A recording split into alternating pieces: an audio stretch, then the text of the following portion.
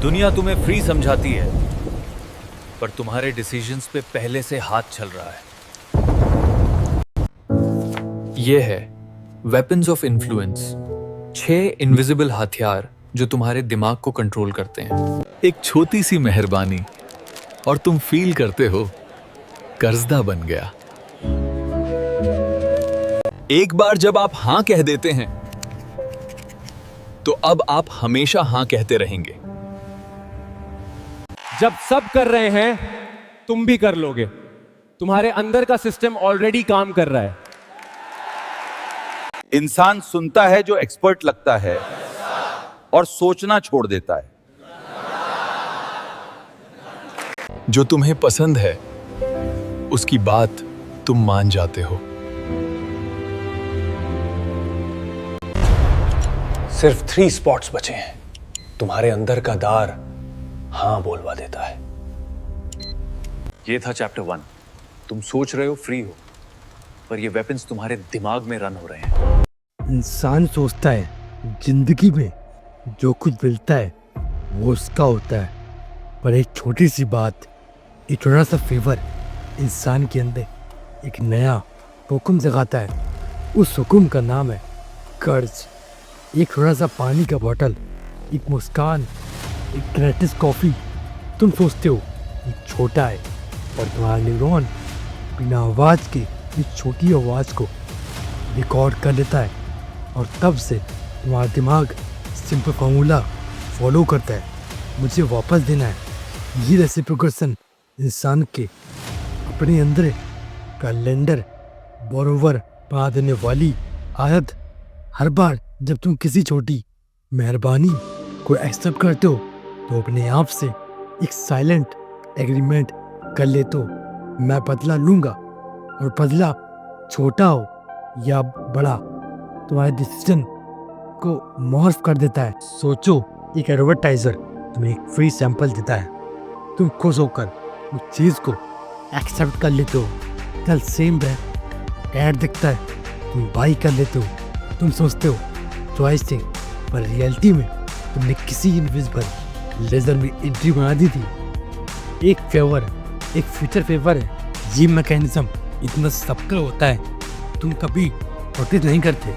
किसी ने तुम्हें कॉम्प्लीमेंट दिया, तुम उसको पसंद करने लगते हो। किसी ने एक छोटा सा गिफ्ट किया, तुम ग्रेटिट्यूड में अटेंड करने लगते हो। और एडवर्टाइजर, सेल्समैन, पॉलिटिशियन सब इस इंजन को समझते हैं।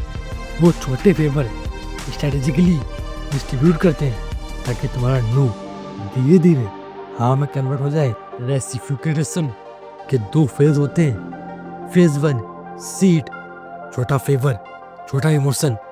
फेज 2 हार्वेस्ट, बड़ा रिक्वेस्ट, बड़ा कॉम्प्लीमेंट्स। सीड बो दिया गया है, अब हार्वेस्ट के लिए दिमाग रेडी है। एग्जाम्पल सोचो, एक एनजीओ तुम्हें मार्क्स देता है फ्री में। एक हफ्ते बाद वही एनजीओ तुमसे डोनेशन मांगता है। तुम सोचोगे मैं हेल्प करूंगा, तुमने पहला फेवर लिया, और अब तुम सेंस ऑफ ऑब्लिगेशन तुम्हें डोनेट करने पे पुश करेगा। यही रेसिप्रोकेशन का पावर है, साइलेंट, अनस्टॉपेबल, इनविजिबल।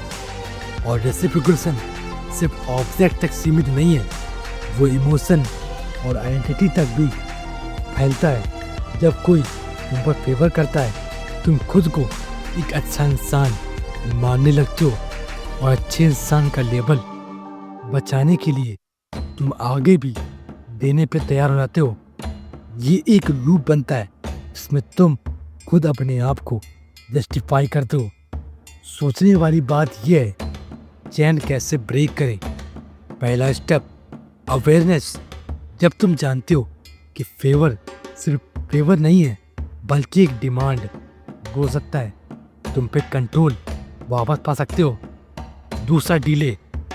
जब कोई फेवर मिले उसका तुरंत रेसिप्रोकेट ना करो।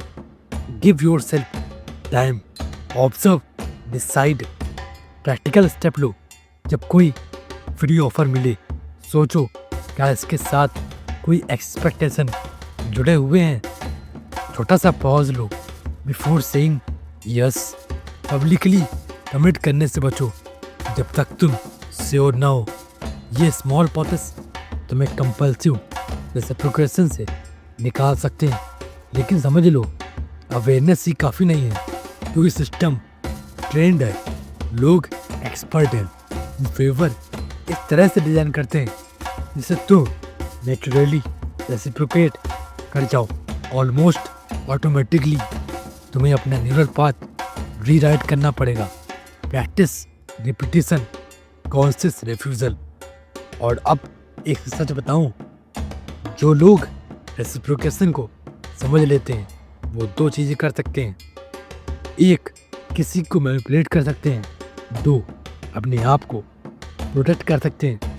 चॉइस तुम्हारी है, टीचर बनोगे या प्रिजनर। याद रखो, हर छोटी मेहरबानी का ही एक हिसाब होता है, और तुम्हारा दिमाग में लेजर सैलिटी चल रहा है।